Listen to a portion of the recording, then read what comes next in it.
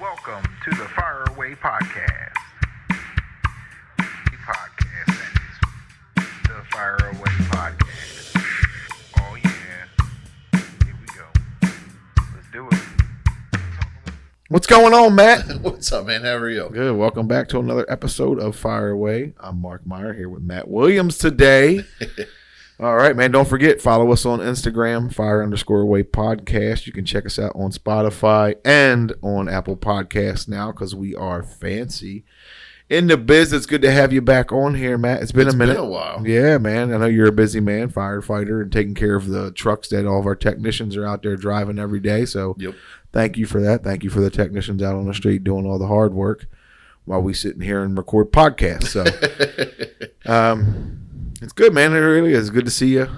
Good to be back on here. I was thinking about you the other day with this Key Bridge That's stuff. sweet. Yeah. I was just sitting out back having a drink, thinking of Matt Williams. So when I want to talk about it a little bit with you because you're a firefighter. This whole Key Bridge thing and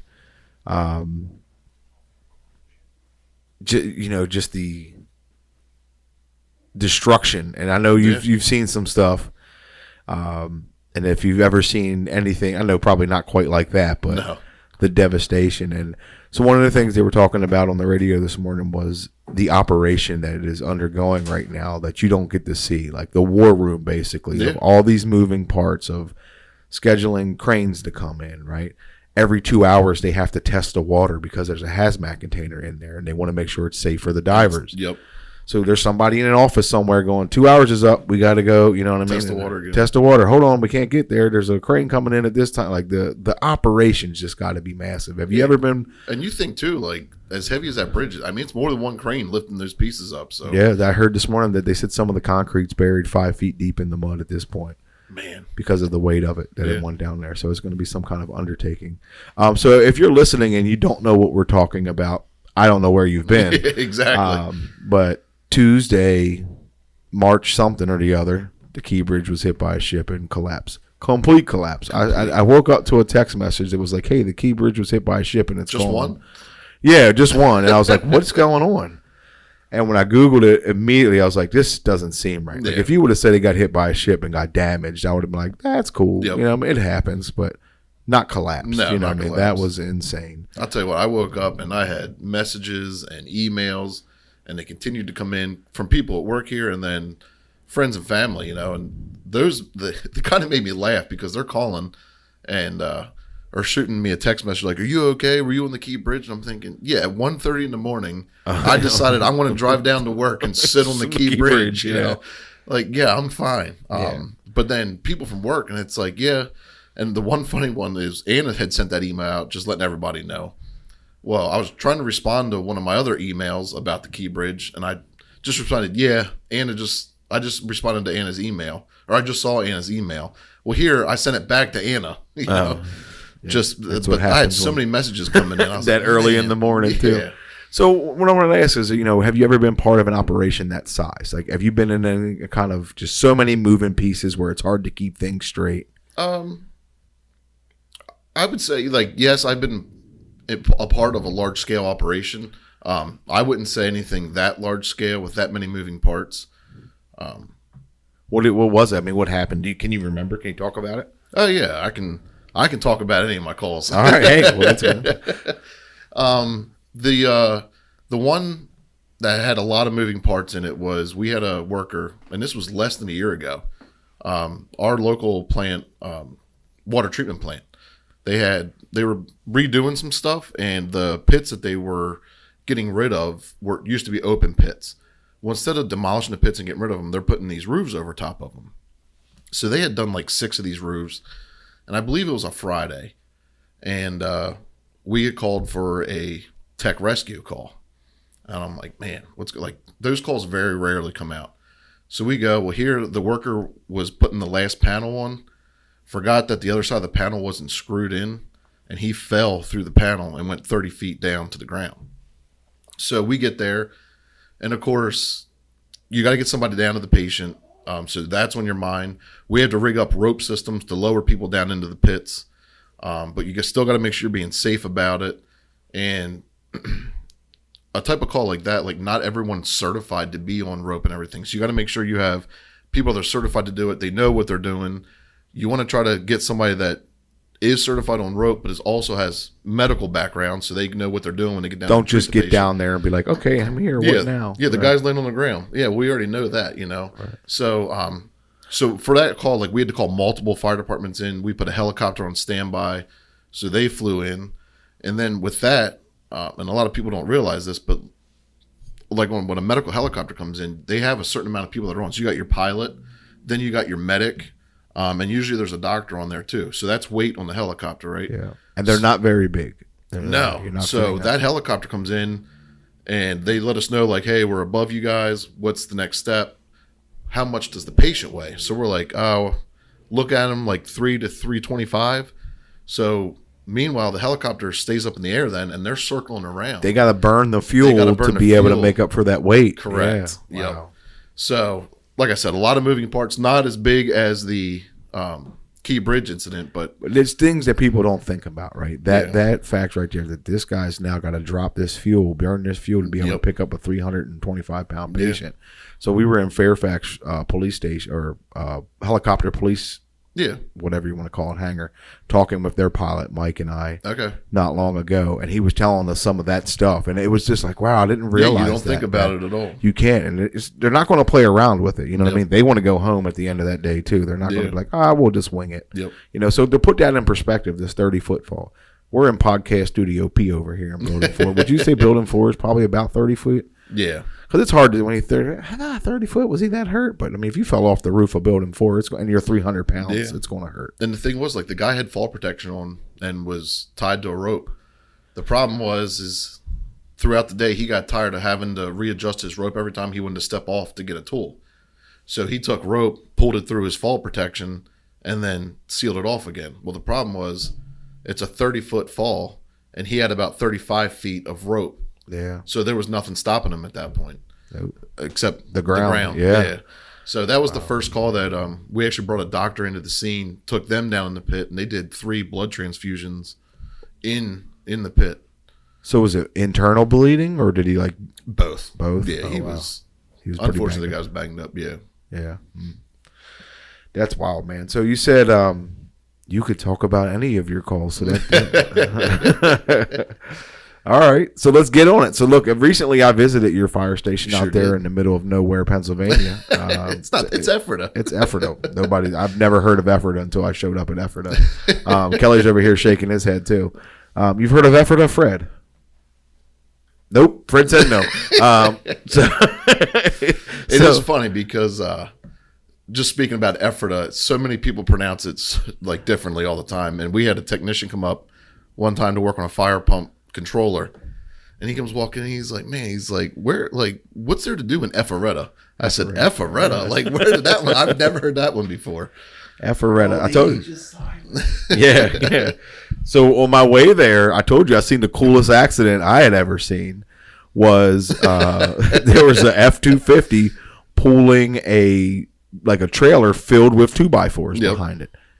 The weird part about it, so at some point the trailer got wonky and got a little squirrely and flipped over, and it had jackknifed a F-250 up on the Jersey wall. But the people that were driving the trailer, the F-250, were 3 Amish guys, and they're standing behind this trailer in this F-250, just looking to, at this time to, respond. Nobody had been there. The fire department or police had been on the scene yet, so it was, I beat all that traffic, but. You drive by and you're like, maybe that's why they're not there shouldn't be driving vehicles there. Stick to the horse and buggies. Yeah, so it was wild, man. I got there, I was like, that was the weirdest accident I've ever seen. Well, how about you, man? Anything? We don't have to get gruesome on here, but anything wild and crazy or funny that you've seen that sticks out to you? Oh man, I've seen it all. I'm sure I haven't seen it all, but I've seen a lot. But I don't know. Like just last night. We've had a lot of rain. It seems like a month filled with rain, but the last couple of days have been bad. But it's not like a torrential downpour where you have flash flooding. So like all the creeks and stuff started rising. Well, they started shutting roads down because they were starting to flood. So at my station, as you saw when you were there, we have boats. So we do water rescue. So I'm a swift water rescue technician, and I also teach that on the side also. Okay. So, but is there a slow water rescue technician, or is it just most of your not a rescues going to be in swift water? Is that what it is? Okay. So they have a thing called standing water technician, Okay. but that's mostly like ponds or stuff like that. So For like if it's frozen in the winter time, yeah, and people fall in. But swift water makes sense. I've actually lost a friend in an unfortunate accident in some swift water before. Yeah, it's water's nothing to mess with, man. Nope. Even with the experience, stuff can happen. I always said that too, and not to cut you off, but I'm like, I'm a good swimmer. And then you get caught in some kind of current, and you're like, water don't play. No, it sure does not. So, but, I'm sorry, cut you off. No, you're good. But water's something that I've always enjoyed, and I don't know. I think like two of the greatest things in this world are fire and water. You know, like what else? Like two of the greatest things that can be cool to look at and watch, but then that can create a lot of damage also. So nothing to mess with. But getting back to it, so we got a call for a water rescue last night. I'm thinking, man, like how are these people getting stuck in the water, right? So we go en route, and county comes across, and they said that there's a vehicle stuck in the water with 2 patients inside. So we get there, and it's a brand new BMW sitting in the water. So I drove, and so I had to get geared up and everything. And our water captain, he went walking in and yells back that he needs some PFDs. And we actually have 3 patients and a dog, right? Okay. So this guy drove into the water with his mother, who has a bunch of pins in her back and can barely walk, and his like 9-year-old son, and they had a dog in the car with them. So we go up, we get the kid out. And then one of our protocols is everyone's coming through the water has to put a PFD on, just in case they would start getting swept away. Explain that to what is that? What's a PFD? So just a life jacket. Okay. So personal flotation device. Gotcha. And there's plenty of people out here going, no kidding, dummy. Like, and I don't know what that is. So we get the kid out, get the dog out, and we get his mother out. So this guy looks up, and he's like, I called my brother. He's going to come and tow the vehicle out. And I said, that's not for me to decide. I'm not getting out. I just paid for this vehicle. I don't want to get the inside of it wet. So our captain and him started getting loud with each other. So I said, hey, just walk away. Let me talk to this guy. So I basically talked to him. I said, listen, it's not my decision who tows it out of here, when it gets towed out of here. All I'm here to do is get you safely out of the vehicle and back on dry land, right? He's, yeah, but I just paid for this thing. So calmly, I looked at him and I said, which way did you come into the water? He's like, I came across the bridge. And I said, and you didn't drive around a sign? Yeah, I did. You know, I'm an a-hole. So once he realized that, we were able to get him out of the vehicle. And, of course, PD was there, and they cited him and all that stuff. But that's fun, too. You lose your brand new car, and you get tickets and fines on top of it. But, hey, it's like everybody survived. Exactly. You know? And, you know, what you want to say to him is, like, you're the one that put yourself in this predicament, so don't get upset with me with what we have to do now. But no, we have that. There's no shortage of dumb people. Dude, there is not. I can imagine. So, okay, what percentage do you think of your calls are just people with no common sense? Like, I'm sure there's accidents and there's unfortunate events. Oh yeah, for sure. But there's gotta be so many of these things that happen where there's just no common sense. Yeah, and you're just like, what were you thinking? Like, hey, I put this fork in the toaster and it blew up, and now my whole house is on fire. Yeah. What do you think? Do you get a ton of those? What is Aford? There's only like 7 people in the town of Ephrata. Ephrata. No, and you were up there, so you say it's a small town and everything, but we were the second busiest engine company in the county. So it's a small town truck filled with dumb people. Is that what you're saying? No. I'm sorry, Ephrata, if you're listening. I'm just saying. But see, we go out of the area too for things, right? And then like our water team, we can be dispatched anywhere on the East Coast, really. Okay. So it doesn't happen very often, just because water rescues aren't that common, you know, especially so I'm not right next to a river or anything. So ours usually has to do with like flooding and stuff like that. So we have to wait for the big storms to come through. But so have you ever been sent anywhere like for additional help, right? So like I assume with the ski bridge thing we were talking about, there's people from all over the place that you're working with. There is. Have you or your team or anybody that you can think of from your team? You guys been sent to assist in another state or town over for something big, like any huge fires or anything like that? Yeah, we were getting ready to head to Philadelphia back during Hurricane Irene, but till they alerted us, they put us on standby, and then everything started slowing down. Less people driving into the water, but we got put on standby for that. Okay, so it's got to be exciting. I love it. It's such an adrenaline rush. So when you teach these swift water rescue classes, how often do you guys teach them? Is this for civilians too, or you just teach these for firefighters? It's just for first responders. First responders. I couldn't think of that term earlier. I'm trying to think of something. No, it's there's a company or guy. He has his own company. It's called Whitecap, and I'm familiar. we teach through him. So. Okay, yeah, nice, man. Yeah, I know. I love it. So, how long have you been doing it? How long have you been a volunteering firefighter as well? As long as you've been here or longer? No, not as long. No, I'd say like 12 years or so. 12 years, and you're the assistant fire chief now? Assistant fire chief now. Nice. Yep. Nice, man. So you're the big wig there. Does that mean that you do any less work, or does that mean you just got way more responsibility? Yeah, I mean, you have more responsibility because you're kind of overseeing all the other guys there, plus your line officers. But I'm still I like to call myself an active chief. Okay. So like I'll still get on, like if our main chief's in the area and he's going to the scene, like I still get on the apparatus and go in the buildings and stuff like that. So we just had a couple weeks ago, we had a really big grocery store fire. Oh, okay. So like it's a big store up our way.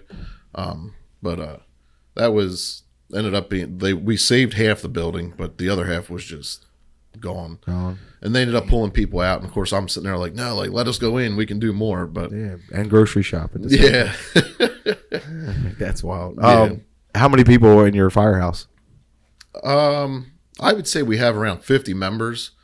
Only I'd say 15 to 20 are active members. Okay. Yeah.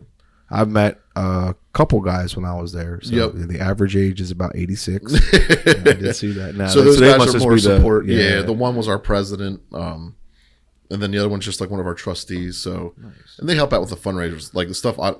I spend enough time there doing the firefighting stuff. I don't want to do any of the fundraisers or anything like that. So it's kind of a mutual understanding. Is it a close town? You guys like do a lot of like small town things? Yeah. And then Ephrata we have the biggest street fair. Okay. In the country. Is it in the middle of August like every other street fair? No, it's the end of September. Okay, that's nice. I'm going to have to drive up there for that. I want a good street fair. Oh, it's a street where I can get good food and I'm not dying the whole time I'm walking around. No, you'll enjoy it. All right. I'll take that 7-hour trip up there. I'll get it. 7 hours. We'll get it. We'll go to Ephrata for a street fair. You got to remind me of that. So we'll go back to a little bit of the Key Bridge thing because we had started the podcast talking about that. What was your initial reaction when you seen that happen? Like, I want to go down there. Yeah, it's funny because put me in the water. Okay, yeah. I see. I wanted to see it just to believe it, but definitely wasn't put me in the water. Like, I'm not qualified to barely even talk about it on a microphone. Do you know anybody that's on the rescue or any teams that are on there? No, I have a couple members, and fellow instructors, and that work down in the area. So like the main fire chief at my station, he's also a lieutenant for PG County. Okay. And then one of my friends and instructors, he's in charge of the search and rescue, urban search and rescue for Montgomery County. Okay. So a lot of PA guys drive down to have fire jobs in Maryland. Yeah, I mean, probably for many jobs, I'm sure, but yeah, for fire job, first responder jobs alone, I'm sure.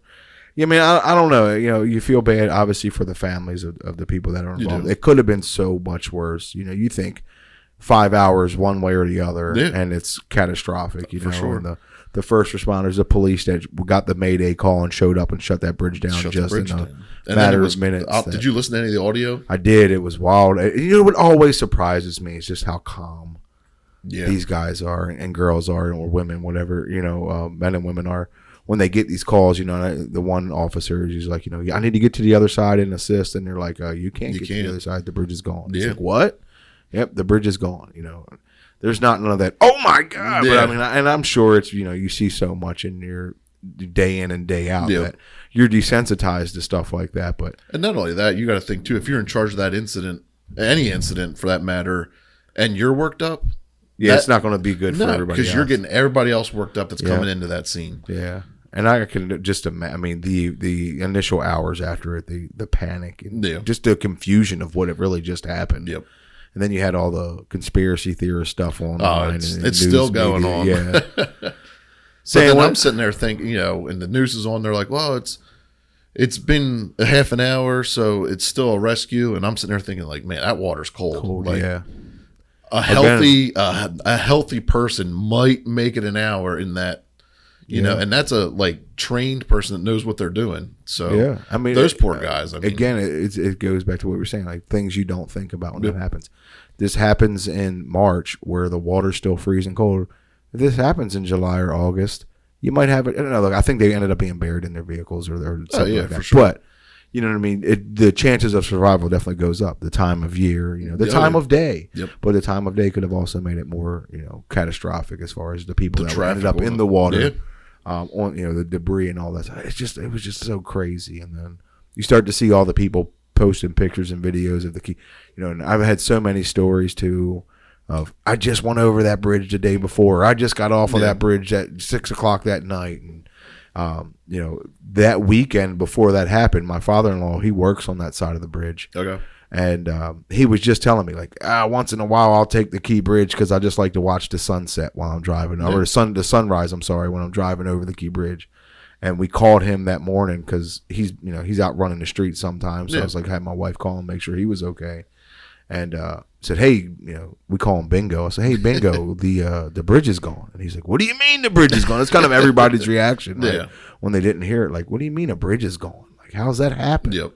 And it happened. You know what I mean? It was like dominoes. One piece fell after the other. Yeah. And then since then, you've seen like 3 bridges come. And look, I have to feel like that's not I have to feel like it is a coincidence, but it makes me feel like it probably happens pretty often. And they're just reporting on it now because of the Key Bridge. Correct. Like, we're tapping a bridge on the way out of the channel, then it's not getting reported most days.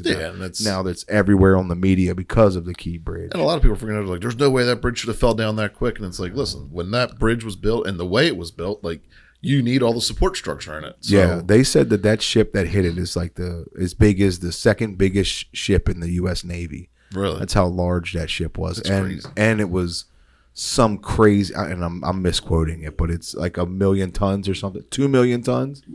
200 million tons, That's which insane. is 400 million pounds. Yeah. No, and that was good math right there. Did you see how I did that? 400 million. You can't even fathom that kind of weight. I can't even. When you look at those container ships and you see how high they have those sea containers, like, when you're getting way out in the ocean and I've been on a cruise ship with a drink and a patio chair, and I'm like, this is uncomfortable sometimes with these waves. How do those things not fall off of there, though? Right. I don't understand. First of all, I don't know how a boat floats. I don't know how a ship floats. I don't know how a plane flies.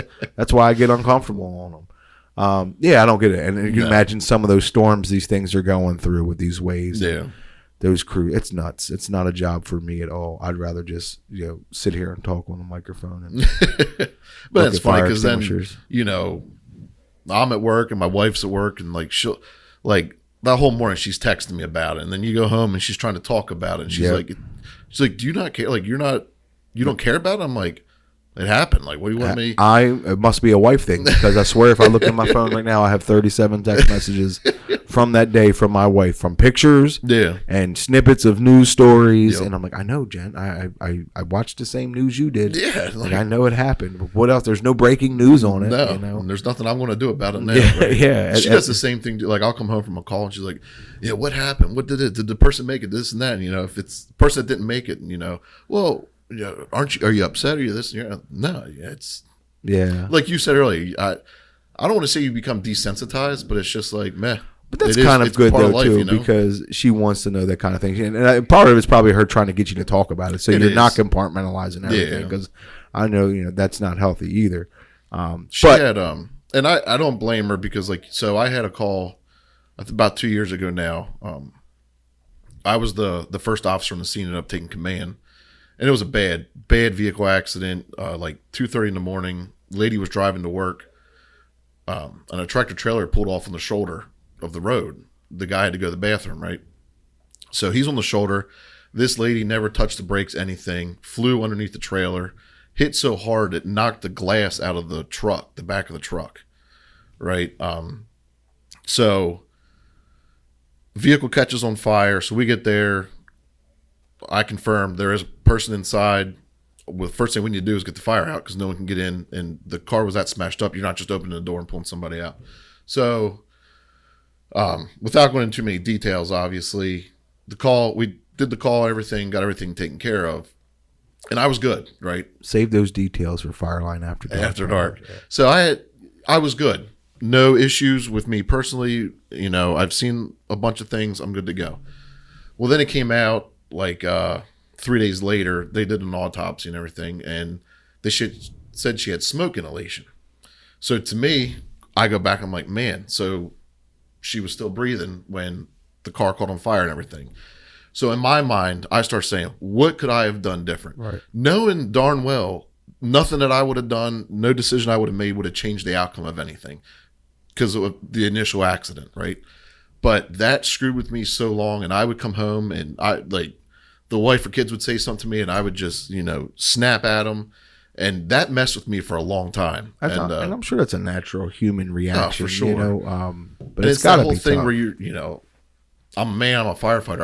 I can't let this stuff bother me, And it's nice because there are things out there nowadays where you can talk to people, and it's that persona of you just got to hold it all inside, Yeah. It's starting to go away. It is. Therapy is huge right now. Yeah. It's so available online and everything, and it's very important. And I've been a proponent. I've been in therapy before, and I stand by it too. Just, and for anybody out there listening, there's no stigma. It's really just talking to another person so you don't have it all built up in there and getting someone else's perspective. And there's people that are trained to understand how our brains work. For sure. And how the body, because it's not just a mental reaction. You can have physical reactions 100%. to this kind of stress and stuff. So, but it's just I think my biggest problem always was,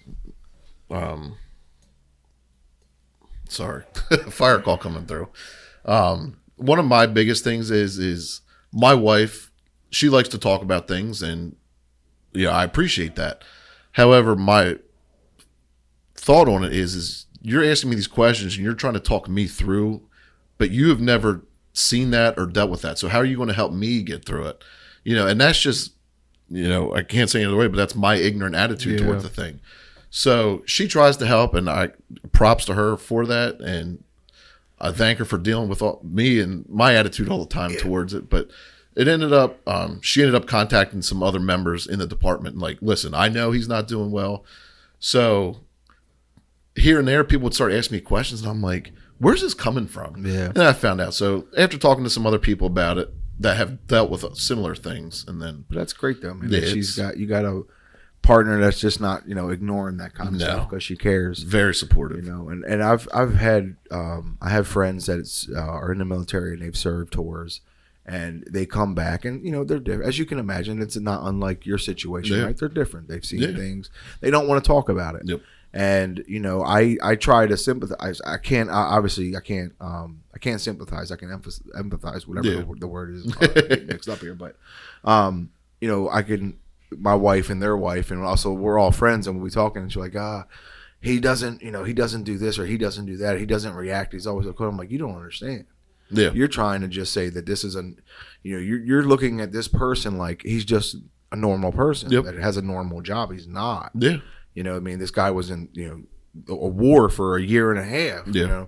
You have to understand that he has to, they're going to be a little different, and some people can deal with it. Some people do, thankfully reach out and get help.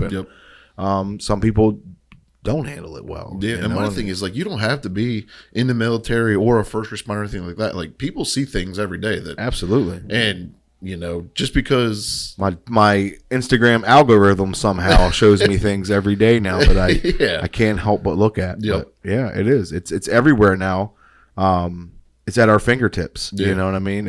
And unfortunately, you can be desensitized to this stuff, and there are things that the normal person just shouldn't see because we're not all equipped to deal with it that way. But anybody out there talk to somebody. You know what I mean? Like there's no shame in that. Yep. Hey, and Fireline offers employee assistance programs. And it's Correct. free through our insurance, Yep. and there's people to talk to. Just go to HR and get some information if you need to talk to somebody, and don't be shamed about it. There's no shame in going to get help if you need help. Talk to your friends. I mean, I'm always here to talk to somebody if they. Yep. I'm no therapist or anything, but I'll sit and talk with you. Nope, I'll give you right. I'm with you, I feel the same. We've had many conversations. We'll give you the realest opinion we could be, and I like to approach everything with a side of humor to it. That's just how I deal with, That's how I deal with things. But I'm not going to be insincere at all. Correct. We're here, and again, I'm not a therapist, but I did stay at a Holiday Inn last night.